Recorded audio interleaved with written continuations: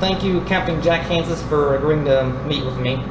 And I just wanted to get together and just talk a little bit about, what our thoughts are about 9/11. I know that, just me personally speaking, I was in my parents' house at the time. I was in my room, and my stepsister came downstairs and knocked on my door and wanted me to come upstairs and to the TV. And she told me that America was under attack. And I thought at the time, when I first heard that, I thought that was just ridiculous, just the thought of that.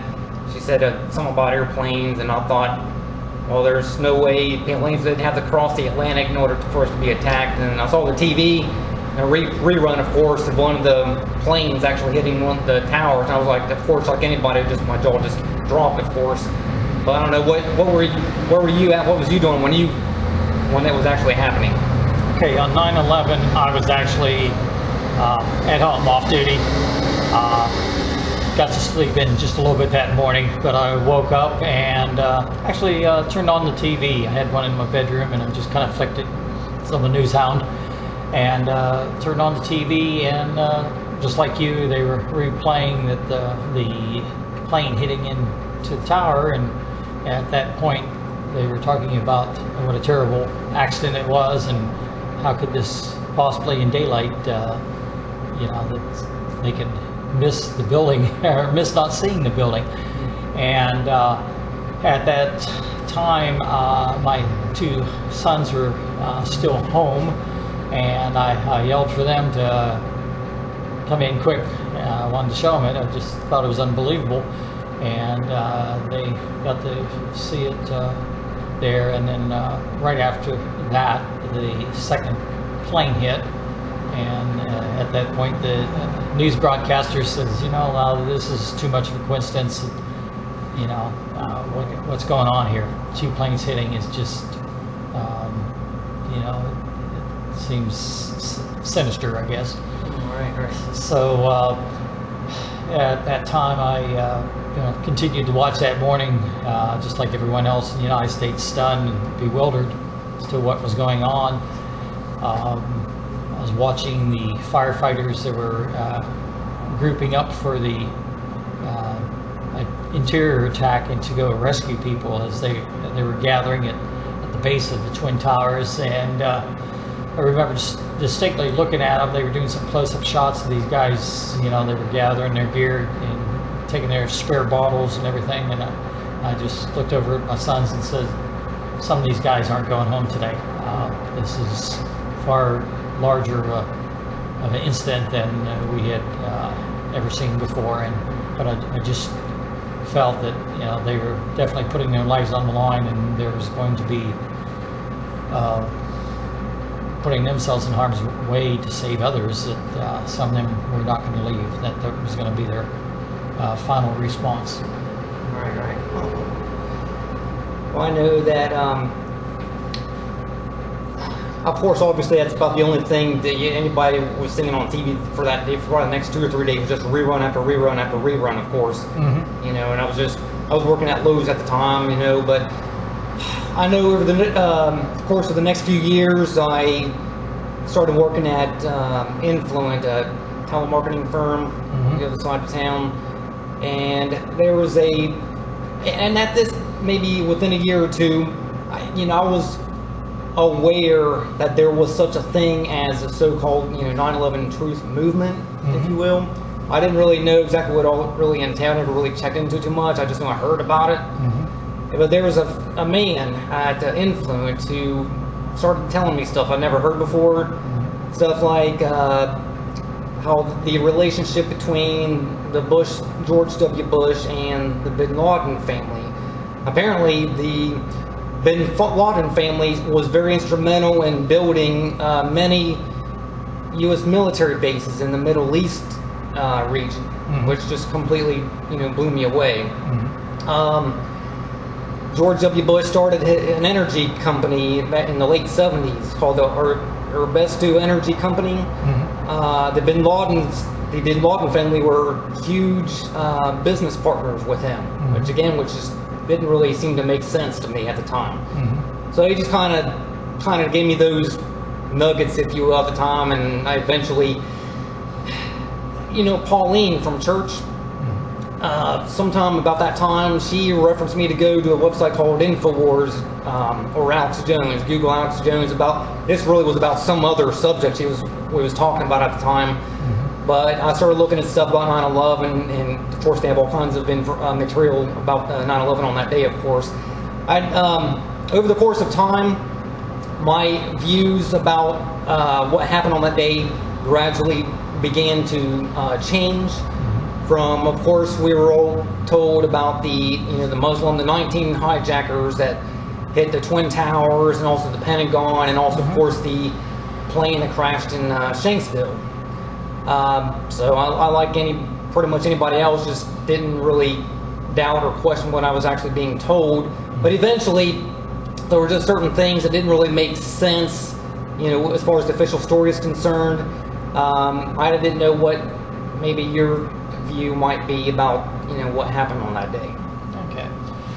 Well, I guess I have a double influence from that day.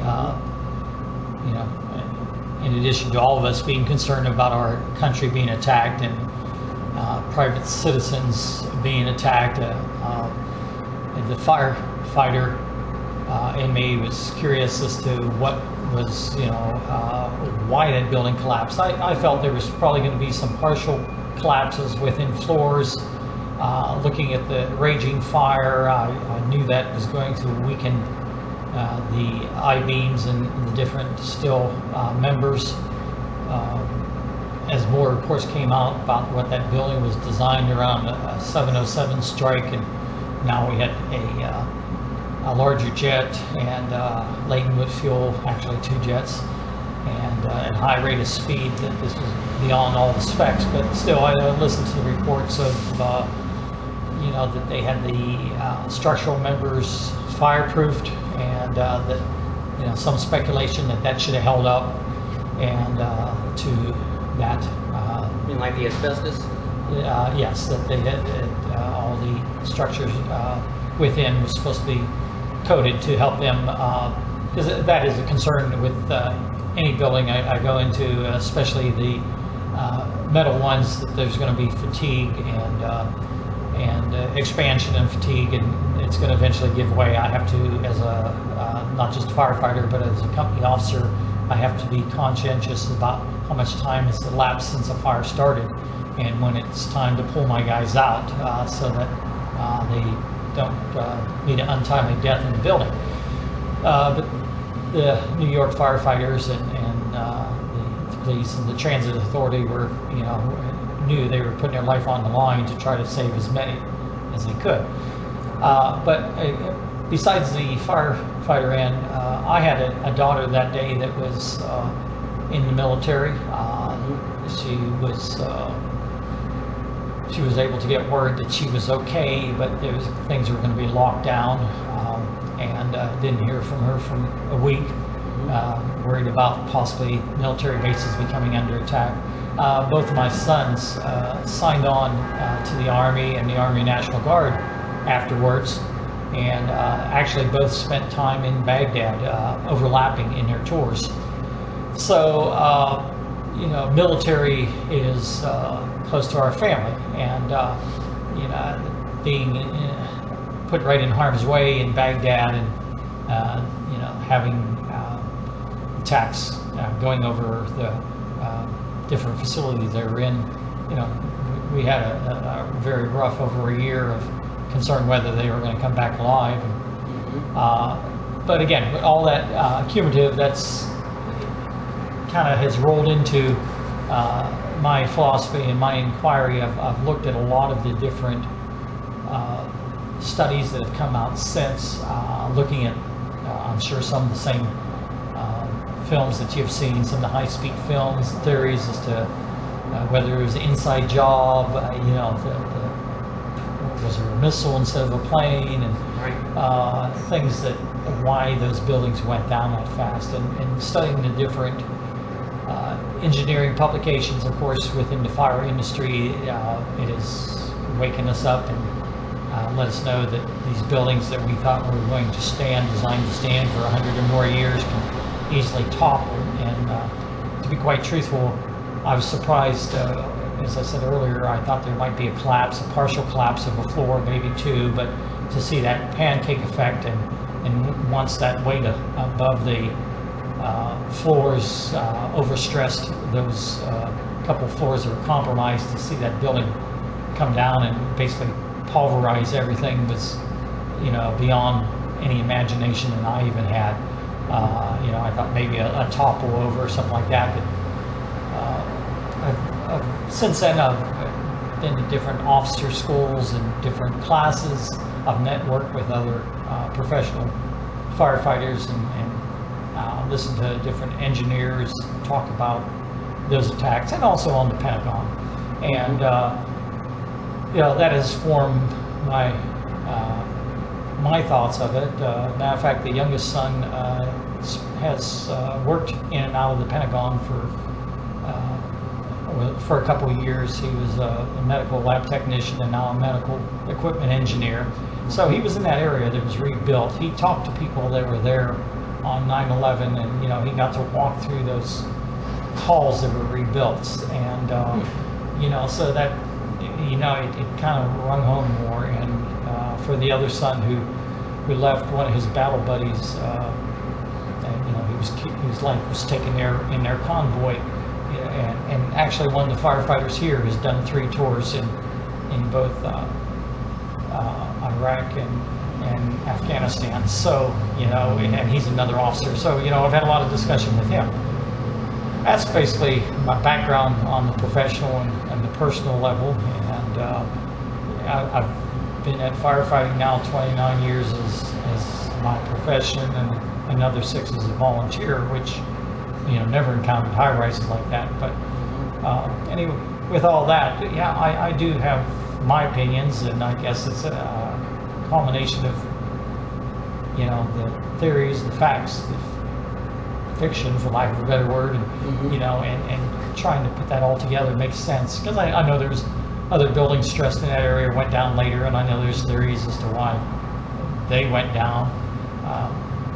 We had some of the people. We had some of the people from this area that they were with a local congregation, and they actually went for a couple weeks to Ground Zero, and were helping the firefighters, providing not just the firefighters but all the relief workers. They were actually giving them food, giving them shelter, and all their needs when these guys are taking a break. So I even talked to some of those folks, and it's a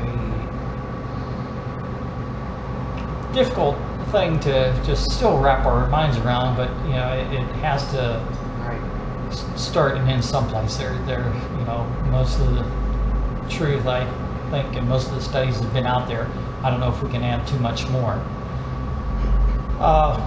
Basically, and I'm not sure what your next question is going to be, but basically, I just think that those buildings were overwhelmed. The attackers, whether they studied, got lucky, their predecessors had attacked the Twin Towers before with the bomb there, and they tried to do major damage, but they didn't hit the right amount of structure, and those structures down below were more heavily fortified just because they were holding up the whole building. Those upper levels were designed with that structure, both the exterior structure and then the interior, and they, with whether dumb luck or by design, when they turned those planes in sideways into the building, they were able to take out a couple floors at a time. And in my opinion, I think it might have survived 1 floor and possibly 2 floors, but like the one plane in particular coming in better part of 90 degrees off, it took out multiple floors. It laden those floors with a lot of jet fuel, and basically from the studies I've seen both on the Pentagon and the Twin Towers, there was so much shrapnel there, and even the structure it was hitting with inside was pulverizing that, making that now shrapnel traveling at a couple hundred miles an hour and just hitting other structure members and assaulting them. And I felt that really weakened the structure, and then with the continuation of fire, and it caused the ultimate demise. I know one of the things that has been out there was how can that fire, they predicted how hot that fire got, and that it was above the level of jet fuel and even the combustibles within those buildings and in the jet itself. And but that fire at that altitude and with the wind up there, I felt it was kind of a bellows effect, and it was just fanning the fire and causing it to maximize its potential and build up that fire to the highest possible degree. And my father was a steel worker, and I know from some of the blast furnace, one of the processes, they would introduce air to magnify their process, and the basic oxygen furnace was one of the blast furnaces in western Pennsylvania. And I knew by introducing air into it, it burned hotter and made the metal into molten. And I kind of felt that some of that metal, maybe it didn't become pure molten, but it was so cherry hot that it just became very pliable and could not hold any of the original strength that was designed around it. And at least my last opinion of it is that it looks like the interior started to collapse first, and that outer exostructure that building was built around, it started both pushing out and pulling in depending what floor it was on, and it just couldn't support it by itself either. And then we seen the building basically pancake on itself. And so another study I recently watched was on the Pentagon. Mm-hmm. And they were slowly modifying some of the Pentagon, and if you look, the structure they hit was unmodified, but right next to it was one of the ones they had recently remodeled. And that study showed that there was, say, fire right in this room, for instance, and the modification was on that section right next to it, and it was able to contain the fire to the section that was attacked. The room, right, identical rooms on each side of the wall, one was completely consumed, and everything was burnt in that room, and then on the other side of the wall, it never breached that wall. So the reinforcement and firewall within there did its job.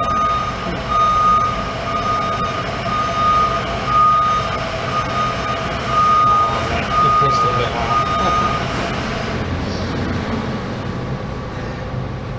That's fine. Okay. Actually, would you mind standing a little bit of yours up, because some of the light's causing it. It's like a glare on the right side of your face. That's fine. It's not a big deal or anything, I guess.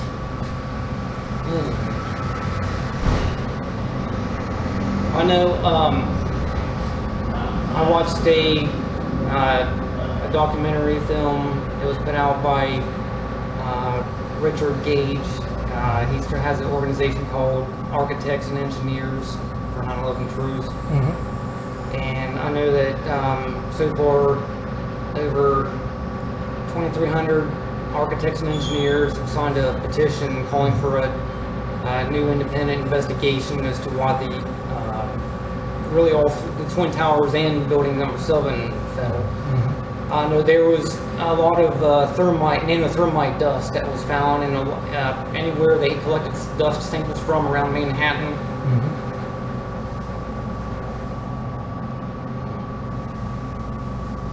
So much for my phone. I can't record anymore, but I had that on me. That's fine. Okay, you want to start that over then on the. No, that's fine. We'll just do it like this with that for now. Okay. But at any rate, so I know there was a lot of nano-thermite dust that was found in the dust and in the rubble, and of course they examined it. I know steel requires at least 2,700 degrees. I've heard 2,800 degrees, somewhere in that neighborhood, as the bare minimum melting point as far as the temperatures are concerned. And I know that like the jet fuel or the kerosene can only burn up to like 1,700 degrees. Now I don't know. I don't know right off the top of my head what the maximum temperature as far as an open air fire is capable of producing, but I know it's not at the melting point level of steel, of course. But I know that of course in all the wreckage, I know many of the firefighters who were trying and rescue operations, of course, were noticing. I know the captain of the New York City Fire Department was actually being interviewed. He was telling how he saw what appeared to be like rivers of molten steel, like deep under the rubble, like a foundry, what you would find in a foundry, or like lava, like from a volcano. And this phenomenon of this molten steel that was continuously flowing, it was still flowing in the molten steel pools, deep pools of molten steel, for like literally like weeks and months after the attacks had occurred. Like even a few months later, a lot of these architects, engineers, physics, chemists, even they're obviously also demolition experts, basically all saying these are telltale signs of incendiaries being used, like thermite, nano-thermite dust, which can actually instantaneously lower, can actually reach 4,500 degrees in 2 minutes. It was either 2 minutes or 2 seconds, I forget which one. But they're saying, everywhere they collected samples of dust, everywhere around Manhattan, it had this nano-thermite dust particles were actually present in any dust samples they found. So they're saying that there had to have been nano-thermite dust, nano-thermite that was actually used to bring the building down, and the planes pretty much were. These same architects and engineers say the planes were not the cause of the collapse, almost sort of like maybe a misdirection, perhaps. I know that, like say for instance, I'm going to switch gears a little bit, but now I know there's a lot of people question the idea of, all those people that were in the planes even. Like, yeah, there are some theories out there where the planes were switched out and they were not the original planes that originally took off from the airports. You know what I'm saying? Now I know a lot of people, that sounds a little bit crazy and berserk, I think, which is understandable. The question obviously would be, well, what happened to the people then? Where are they now? You know what I'm saying? That sort of thing. Well, I know that in the early 60s there was this plane called Operation Northwoods. I don't know if you've ever heard of it or not, but that's fine. But I know you can Google this if you want. It actually was declassified somewhere like in the late 90s, I believe. There was actually a plan that the Pentagon had created, and the Joint Chiefs of Staff Lyman Lemnitzer at the time created. They was actually going to stage false flag attacks on American cities, and also in Cuba, and also using U.S. warships. There was like different scenarios they were planning on using, basically using it as a pretext to invade Cuba. They were going to blame these attacks on Fidel Castro, basically, and blame it on Russia so they can. It would seem justifiable to invade Cuba, of course. And part of this plan, one scenario, where they was going to have CIA agents posing as college students, getting on airplanes in Florida, and they was going to fly, I guess, to Cuba. And what happened is they was going to actually land these planes at a secret base, and then simultaneously take off another plane that looked exactly like it, and then basically just blow it up and blame it on Cuba, use that as a pretext. So I know the idea of, switching out airplanes and changing people out has been thought of before, even since from the early 60s. The only reason they never carried that plane through, thank goodness, was because JFK rejected it. But if you get a chance, maybe check it out sometime or whatever. Well, I know that I think you're aware that there was a third skyscraper that fell later that day. Yes. Okay, yeah, building 7. Right. Okay. Well, I know that. Well, if you're going to say something, or you want to say something. Well, I'll let you finish your point on that one. Okay. Well, just on building number 7, I know a lot of these engineers and demolition experts have looked at the way it fell, and if you compare it to other video footage of other controlled demolitions of buildings, they look pretty much exactly the same way. It falls straight down and asymmetrically, basically a free fall speed. At least for I believe for the first 10 stories fell for the free fall speed. I know the NIST report, the National Institute of Standards and Technologies, they did the investigation of why the towers fell. They initially said that it was the building number 7 was due to simple office fires. Well, I know that neither before or since that day that there has never been any steel structured building or skyscraper that has ever fallen due to office fires. But all 3 happened, of course, on that same day. I didn't know what your thoughts would be about that. Okay. Building 7, I was aware of that. Obviously, there was a lot of news about that one. Not too long after that, I had a course at the Ohio State Fire Academy, and we had the state fire marshal and his crew had, of course, responded to New York to lend a hand where they could. And one of the things he did while he was there was took a copious amount of photographs from different angles, and he, as a bonus to our class, he says, here's just had these processed. Let me give you a presentation of what I saw from my angle. And these weren't just commercial photographs, but from their gathering, just in working in around the area. And again, Building 7 was not overly expected to go, but then again, there was such a just that massive volume of 2 buildings coming down, and you mean earlier in the day? Earlier in the day, and the material being moved, the air. You had a lot going on. That Building 7 and the other buildings around it were not designed.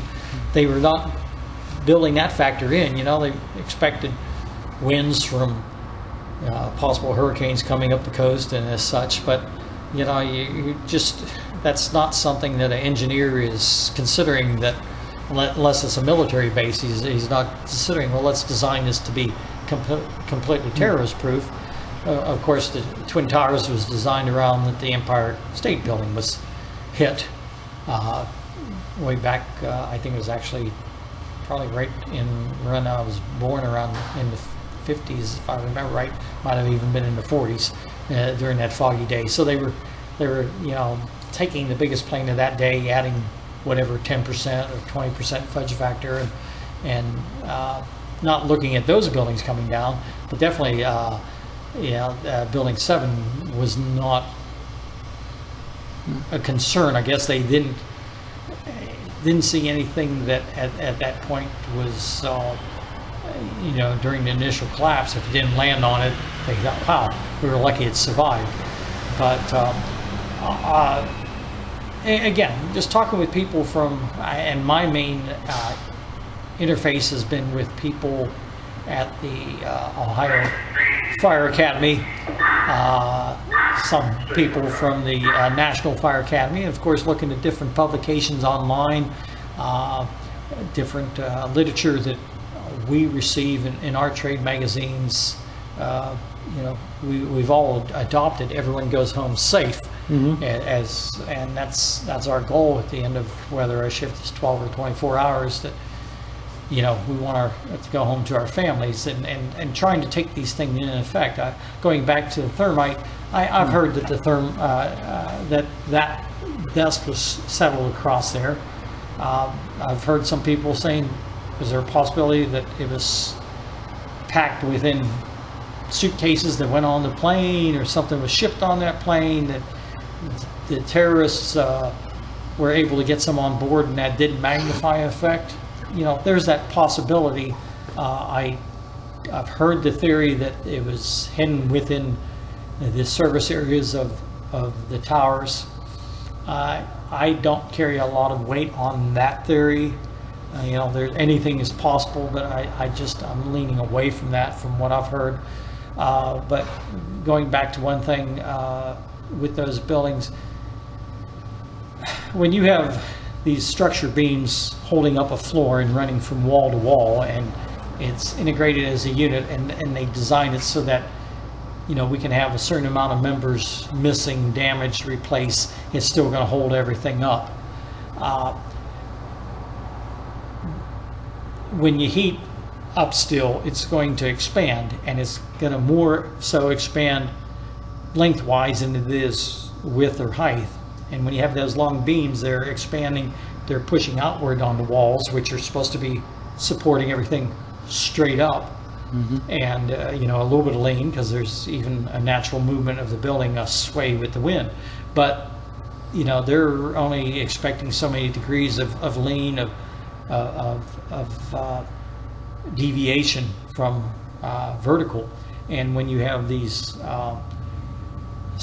structure members pushing out, that's now trying to buckle the wall, and you have the weight coming in plus structures missing. You know, some of it went into in one building in particular, into the elevator shaft, and that core area was assaulted. You know, these terrorists couldn't have got much luckier. You know, that they actually did a pretty good hit. If they would have sheared off the side of the building, took out outer instead of getting into that core, that building might still be standing today. They may have still had to take it down below the level of the strikes, but just the way they penetrated both, it was just that domino effect. You're losing your core, you've got your outside compromised, and you have a dynamic load, not a static. Well, you got the static load, which is the weight of the building above it, but as it turned into dynamic and started to collapse upon itself more and more, and picking up that momentum, that what fudge factor there was built into 10-20% overbuild on the building was just negated. And you know, from what I'm seeing, that just brought it down. And again, the more it took off, and with each floor that it involved, it just picked up more momentum, more speed, and you know, and we've seen the results. Kind of hard to look into the cloud completely, but it was just spreading that horrific cloud of building debris. Again, as I said, it was pulverized like a giant blender. The victims, unfortunately, there wasn't the majority of them. There wasn't that much to find. They were just, you know, being ground up as things kept hitting into themselves and rechurning on the way down.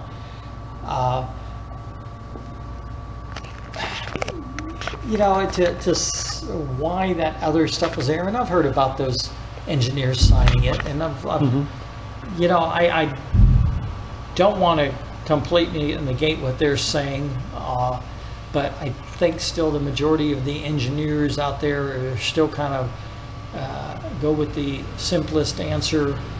Yeah, was there a possibility of a cover-up?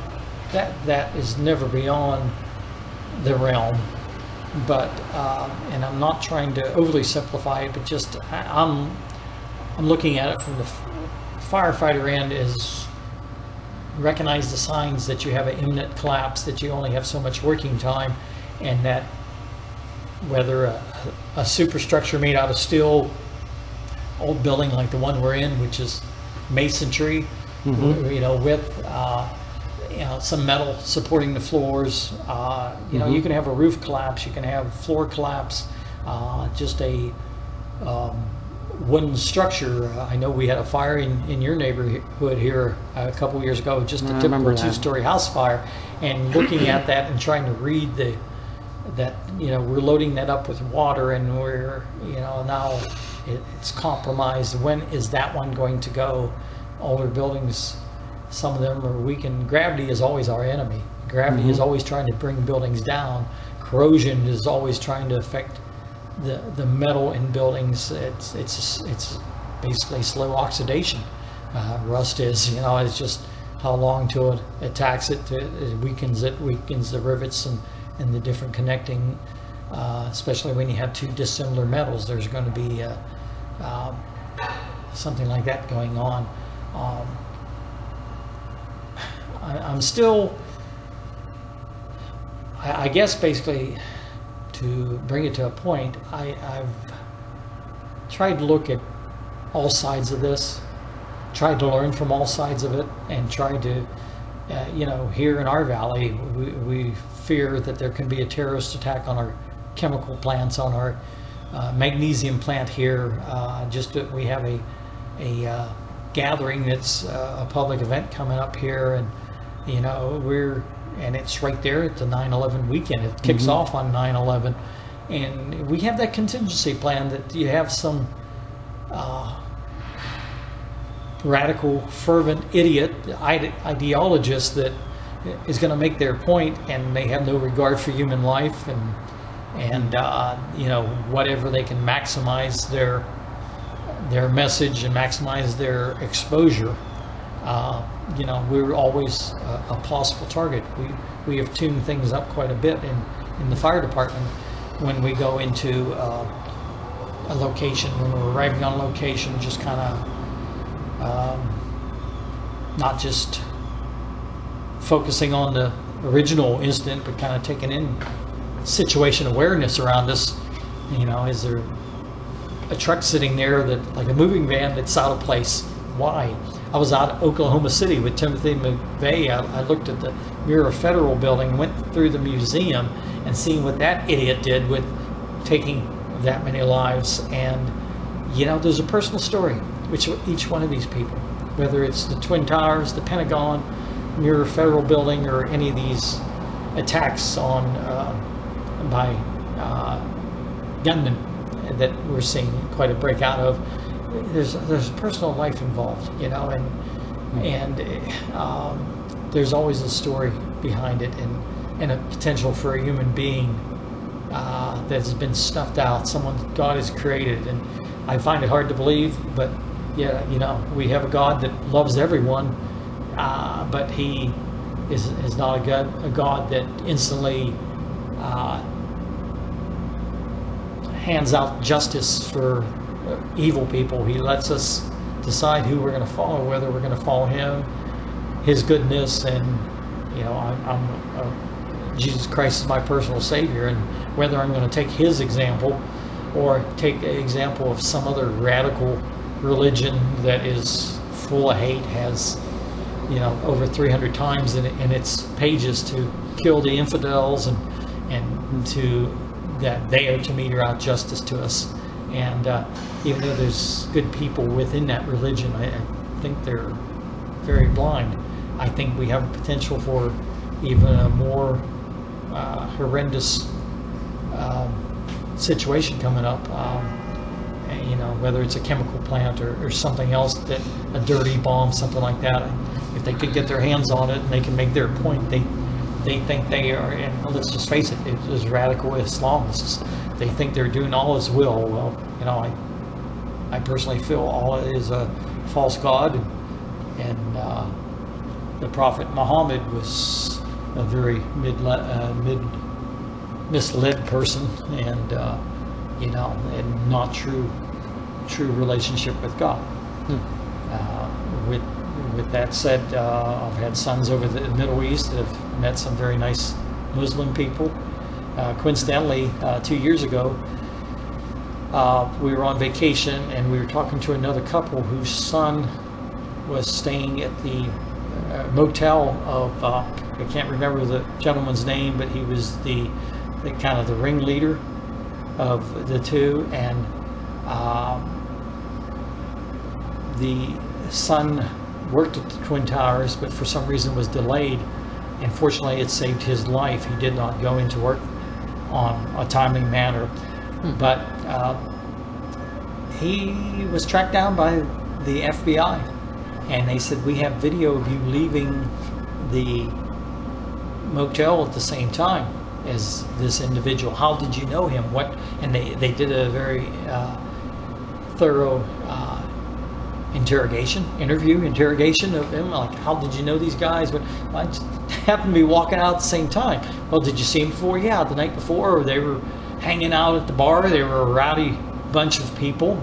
We were trying to enjoy ourselves and ignore that they were very annoying, to be kind. I won't use some of the words that they said, but you know, they were people that probably most of us would never want to hang out with in public, especially at a bar or a lounge. And but the parents were sharing the story with us while we were on vacation, and just how fortunate they felt that their son was not one of the victims. And you know, they were kind of, once they found out I was a firefighter, sharing as much as they knew. So yeah, you don't have to be military, you don't have to be a key government official to become under attack in today's world. You can, you know, just the average citizen can be placed in harm's way with no cause of their own, looking for the right word, just, you know, nothing to bring it on, just the wrong place at the wrong time. I felt the Twin Towers, they tried to get before. It was our a multiple symbol of our economic success in the world, our engineering structure in the world, you know, but they took out a lot of foreign nationals who were working there.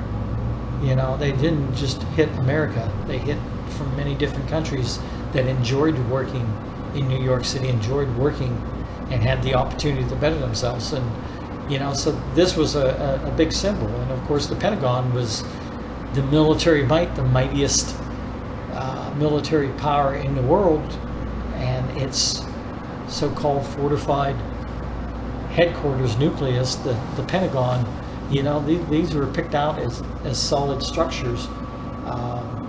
Yeah, the Shanksville plane even, that when it rounded in around Pittsburgh on its course to Shanksville, it pretty much flew over my hometown along the banks of the Ohio River and in Pennsylvania. And, you know, I kind of, you know, that kind of shook up the family that this thing flew so close, and, you know, that if the folks on board resisted sooner, if it might not have come down into a populated area. But thank God that those people did fight. And, you know, every time I get on a plane, I was just on vacation, got back at the beginning of this week. It still kind of goes through my mind. That TSA is annoying, but I'm like, thank God that we got the TSA checking this out. I run that scenario through my mind as I'm looking around, like the next, you know, could there possibly be another radical nut job on this plane waiting, or a team of nut jobs? And, you know, I'm not going to sit by idly and go down. You know, I may not be trained in military ways like my children are, but, you know, I think any of us has the obligation not to go down without a fight. To do nothing is to be a victim twice over. Yeah, the evil prevails when good men do nothing, as they say. Absolutely, I agree with you 100%. Yeah, I know a lot of, I mean, I have questions. I know a lot of people do about even the plane that crashed in Shanksville. I know that a lot of the first responders who initially showed up, and even some TV news crews that eventually got there, kind of were basically saying there really, I mean, if you look at photos, there's no plane there. There's no signs of any planes from people that were there on the scene at first. All there was really was just a big plane, a big hole in the ground. So I know a lot of people, I mean, I don't know exactly really how to explain that part of it. I know that, I know we heard, of course, about a lot of the, like when the people on the plane when they realized the hijackers, what they was planning on doing. You know, we hear the catchphrase, you know, let's roll. Well, I know that, I guess at that particular time, I know that I don't believe that part of the story, because at that part of the time, the cell phone, mobile phone technology at that time was not yet elevated to the point where people could actually make cell phone calls from that altitude. There were people that actually went out, like skeptics that went out and actually tested that hypothesis, like even the next year in 2002. They try to go up, see how high up in the airplane, using different carriers, different kinds of cell phones, different carriers. And they, once it gets to a certain point, they just really wasn't able to make any real contact above, I don't know the exact elevation, of course, but so a lot of people kind of question that, of course.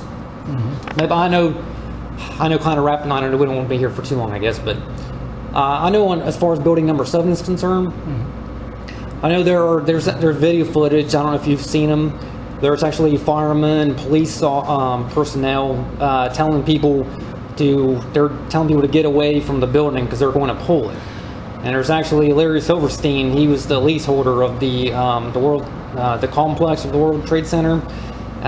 He actually had the lease for only like 6 weeks before the attacks. He apparently there was some communication with him and the fire department commander about some discussion about pulling the building or something. Now I know there's a firefighter who in New York who will say that that the fire department, I don't believe that they pulled the building, and he says the same thing. The fire department doesn't do that kind of stuff. Not what we're in it for. Yeah, exactly. But this man who was the fire department, I think his name is Larry Dent, I believe. He was actually a fire marshal, and he was saying, I know he was saying some very interesting things about building number 7. But I don't know. It's just me, at least with building 7. I think the idea of them saying pull it or whatever just kind of gets to me. I think that as far as the controlled demolition aspect of it is concerned, I know that even the families of the victims, of course, they were obviously calling for clamoring for Bush to authorize some official investigation, of course, some government investigation. And I don't know why, but it took him literally like 14 months before he finally caved in to the families of the victims. They had started up the 9/11 Commission, and apparently 2/3 out of their questions were basically ignored in the final report. I guess, and there's even some people on that commission that basically later came out and said it was set up to fail. There was only a minority number of the commissioners were only given access to a very minute percentage of the documents. I know that President Bush and Cheney, they refused to testify under oath independently. They only agreed to do it off the record, not under oath, but only together, which I know has also raised a lot of questions. Well, I know there's also obviously probably hundreds of different aspects of any. We could go on and talk, but I don't know if we don't want to keep on talking forever. I don't think, but and I'll finish up with the insight on Shanksville, that town that they flew near, basically over my hometown, 10 miles from the Pittsburgh International Airport, Aliquippa, PA, and they had a catastrophic failure during later plane wrecks. They finally realized what was going on, that their valve was overshooting, and actually the ailerons and elevators, when they thought they were going one way, they were pushing fluid the other way. And the elevators on the plane? On the plane, yes. And when I'm talking the flaps. And the plane actually, witnesses said the plane was flying. At first they thought it was turbulence from the plane ahead, but the plane actually rolled over and did a straight-in nosedive into the ground. My sister was a nurse. She responded from the local hospital. They told them, the initial responders said there's no victims here to recover. It's just devastation. And they stood down.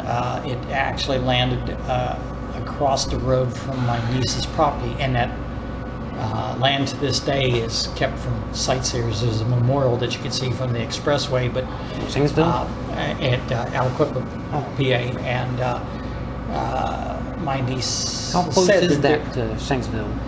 Oh, I think drive time a good hour and a half, because Shanksville's on, I believe, on the other side of Uniontown, down near towards the Maryland border. But my niece said that there was still in the trees body parts that were still coming down. There was just scattered debris everywhere, and a lot of it was pretty small because it goes straight into the ground. It wasn't at hardly any angle. It just nosedived. But they said there, you know, a wild animal, raccoon or whatever, would occasionally knock down a body part in the trees or some piece of debris that the initial researchers researchers tried to comb the area. This stuff would show up 2-3 years later, and of course they wanted to give the respect to the human body parts. You know, whether they could I guess they tried to DNA test to, you know, get back to the loved ones, whatever they could. But I guess the main point I didn't even bring that up was that it was just so total devastation that when the Shanksville report came out and they said that there wasn't a whole lot there. Captain Jack. Hi. That when the Shanksville report came out, and there wasn't that much to be found, most of the fuselage and that, it didn't surprise me that much because of at least the reports and the reconstruction engineers that they you know, think that it came in maybe not the exact angle and the exact speed, but you know, there was a fight for that plane, and at least, you know, we've all heard that there was a fight for that plane. Now whether these terrorists felt that their success was going to be doomed and they just purposely wrecked the plane, or you know, it's a little bit of debate whether how much control there was, but I think there was a fight in the cockpit, and the terrorists just decided to ground it, and ground it hard, and use themselves as so-called sacrifices to get their so-called reward in paradise. Which I hate to say that they're rudely surprised. Oh yeah, right. One I'll go ahead. Okay, that's how I kind of relate to that, and tying it all together. That's fine. But again, you know, there might be something that researchers are missing, and hopefully there's not a cover-up. There's always can be a possibility, and you know, there's always secrets in government that people don't want the relationship to come out, because there's unfortunately money talks in elections and getting bills passed. And I will say that I photographed a local event and noticed people going off into another room that we weren't photographing, and I asked someone, how come we're not photographing them with the particular person from federal level that was here locally? And they said, well, them are high dollar donors, and you know, we're not privy to that. And coincidentally, some of those people were getting projects pushed through with that kind of stalled out. And you know, I do thoroughly believe that there is conspiracy, for lack of a better word. There's cooperation, and the higher we get up at the government level, that when someone's giving me $100,000 for my campaign, I can't believe it's out of the goodness of their heart that there isn't strings attached, if not at that point, and not down the road, to say, you know, I'm involved in something, and I need a little influence to help it get through from its static state. So, you know, anything can be possible, you know, but again, I'll fall back to my base position. I think you had two planes traveling much higher speed than they normally fly, had enough fuel on them, had enough impact, hit a building that wasn't designed to take that, and you know, whether those guys talk to engineers over in the Middle East and says, if you're going to be effective, hit it at an angle, or dumb luck that they, but if you look, both strikes, they weren't just straight on. There was a tilting of the plane to the point of maximizing the number of floors involved. And, again, I'll go back to the earlier statement. And they compromised enough of it, and with the flames, if it wasn't on fire, it might have even stood, but a little bit of everything, and the wind blowing, fanning the flames, spreading it, it was, I just hope the victims that made themselves right with God, they had, many of them had time, some were completely blindsided and never knew what hit them. And God is a merciful God and a just God. Oh, absolutely. I know just one maybe last thing, I'm not saying that we have to like talk about it, of course, but like maybe one other thing that puzzles me is that I think 14 out of the alleged 19 hijackers, I guess, were from Saudi Arabia. I know a lot of people question why didn't we attack Saudi or go after Saudi Arabia then? That being the case, instead, I know we went into Afghanistan first, and then we went into Iraq, which is happens to be enemies of Saudi Arabia, which seems kind of strange in a way. But and maybe one other thing, I know that it was observed, I believe, by a woman, I believe, in an apartment on that day in New York. These 5, I don't know if you've heard of this or not, these 5 Middle Eastern looking individuals, they seem to be almost like celebrating, I guess, when the Twin Towers were hit and they collapsed, and it looked like they were video recording what was going on. Oh, okay. And they was like jumping up and high-fiving each other and stuff. They were actually later apprehended, and it actually turned out that they were Israelis, but at least 3 out of the 5, and it turned out they were Mossad agents. And they were detained for a time, but then released and went back to Israel. They actually later appeared on an Israeli TV show, and they were basically saying that they were there to document the event. It's like they knew that what was going to happen that day or something. So I know that's raised a lot of questions there, of course. But I mean, obviously, I don't think that anybody will ever really truly know everything of what actually really did happen. You know what I'm saying? Except for maybe those who were actually involved. Yeah, they would know the connections. I'm sure there's certain levels of embarrassment along the way that people, whether they're, I question the Saudi connection, just how close, who our government officials are so-called in bed with, in doing business, and sometimes the enemy my enemy will become my friend. Right. I early in my career, I went to school with a fire officer from the city of Kuwait, and I've always wondered, that was before the first invasion, and I've always wondered what's happened to him, because he actually was related to the royal family, and had a couple stories. He was over here living kind of large, and there is special privilege when you are related to a royal family. I saw a little bit of that, but I've always wondered, did he survive the first Gulf War? But he did take back techniques from the United States while he was here in firefighting. But he had the same heart. He wanted his people to be safe. He wanted to know when to pull his people out of a building or not commit them to a building because it was just too dangerous. And sadly, there is a point that you have to make the judgment call and say there's some people you can't save. I'll give it to the New York firefighters and police and Port Authority. They gave it their all. They tried to get as many out as they could.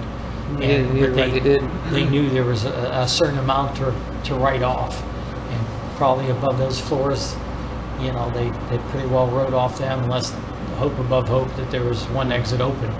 But I think they did their best to clear the floors below that, and they made themselves sacrificial lambs to save others. So God bless them for that. I know that I've seen video footage of firefighters that were coming out of the Twin Towers. I guess they made it out. But they were saying stuff about it. It looked like they were saying it looked like there was like explosives or something, like on the first floor level or something like that. I don't know if you've ever seen those footages or not, but I know that I mean, obviously, there were so many people that died that day. So I know, obviously, every anniversary we always remember all the victims, of course. But I think it goes even beyond that, because in the ensuing, I know there's 343 firefighters that died that day, in addition to other first responders, of course. I know that in the ensuing wars that after that, I know there's like over 1.5 million people that died as a result of the wars that were blamed on 9/11, of course. And all of these people were innocent, didn't have anything to do with what happened. And there's like, I don't know the exact number, but it's somewhere around the neighborhood of like 5 times the number of servicemen, military servicemen and women who have died as a result of those wars, much than the people actually died on 9/11, of course. So I mean, I think 9/11, the anniversaries are obviously a day where we remember. I think it's not just about the victims who died that day, but also I think it really should be about all people who have died even since then as a result of that day, as well. But it is a time to reflect, and those that have intervened to help the innocent, to try to stop those that are evil and guilty of trying to harm others, and just to reflect on our freedom. I'll leave it with that. My son was over there when they had their first election, and when I saw those people, when the snipers were trying to take out the voters, and yet those people were still going to the polls, and they were coming out with that blue thumb to signify they had voted, to keep it from falsifying and voting twice. Where at? That was in Baghdad. And throughout the country, that first free election, and when they had that blue dyed thumb, and then people were just standing there proud, walking by with that blue, and I thought, we take it for granted here in the United States that I can go to the polls twice a year and cast my vote, that I have freedom of speech, that I can speak up, and for the most part not worry about retaliation, at least nothing major from the government level, though we do see unequal justice just in the past couple weeks, past couple days, but still overall there's not that much coercion as to how we live and what we do. We have a lot of liberty, and those wars was just people, military stepping up, trying to help others and trying to keep it over there. Unfortunately, the Middle East has had a lot of fighting over its millenniums. Definitely has been a lot of infighting with the children of Abraham and the promise given between Christians and the Islamic community, believing that they are the promised ones, and of course they have a beef with both the Jewish and the Christian, and I think we're going to just keep seeing it, keep seeing war upon war and battle upon battle until Christ's return. And our intervention may be protecting Israel from further harm, but ultimately it's going to have to come down to God saying that's enough. And I will say, I got into firefighting because there was one that laid down his life for me. And his name was Jesus Christ. And was that your inspiration to become a firefighter? That was my inspiration, and as I prayed when I was leaving electronics as a computer technician and make such a big leap, whether I was doing the right thing, because there was a lot of naysayers. And about being a firefighter, you mean? About being a firefighter, not your stereotypical firefighter in size, or not particularly an A personality, but well, I can see that. Obviously, Christ gave his life, so you're now willing to give your life for someone else, potentially. If it comes down to that, and I've asked God if that's what it is, I'll do. But the scripture stood out to me to be a living sacrifice, holy and acceptable unto God, which is our reasonable purpose. And I think God calls us each to live unto him, be holy and acceptable. It's reasonable. And some of our vocations are more dangerous than others. But I know one thing for sure. I've had God's Spirit protect me, surround me, I can't say it's been a booming voice or thunder coming from sky or lightning, but I've just had that quiet voice, that inner voice saying, you need to back out now. I've had a porch roof collapse as soon as I've stepped off the porch. I've had a couple other dangers and I just thank God, because I give him the credit. I feel that it was intervention. I didn't see any angels, but you know, I felt that it wasn't God's will for I or my guys to perish at that time. And I thank God for every opportunity to go out and to intervene for others. How many years have you been serving now? 29 with the city of 29? Marietta. Yes. What about total? I started in 1979, so that is about 36 years now. Yeah, September. I started in the fall, so 36 years have been at it. And, you know, unfortunately, as tiring and wearisome as it is, I'm still thankful and feel blessed that I had the opportunity to make a difference in people's lives. Man, I appreciate that. Well, that's pretty much good about that.